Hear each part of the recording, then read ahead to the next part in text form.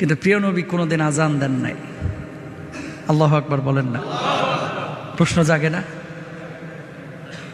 যে আজান দিয়ে মানুষকে নামাজের জন্য ডাকা হয়, এ আজান নবীজি কোনোদিন দেন নাই কেন হুজুর?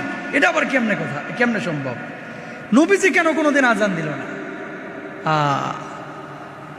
আল্লাহর নবী স্পেসিফিক নিজে কোনোদিন বলেন নাই এই কারণে আমি আজান দেই নাই, কিন্তু মুহাদ্দিসিনরা যারা গবেষক ওনারা রিসার্চ করে কয়েকটা বিষয় বের করেছেন এবং এটাই বাস্তব।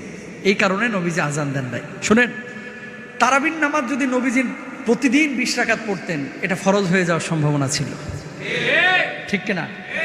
নবীজি যেটা নিয়মিত করতো সেটা কি হয়ে যাইতো?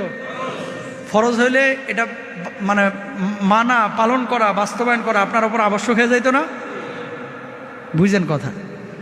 মায়ার নবী, রহমতের নবী, দয়ার নবী, এই জন্য প্রতিদিন 20 রাকাত উনি তারাবির নামাজ পড়েন নাই। কেন? যদি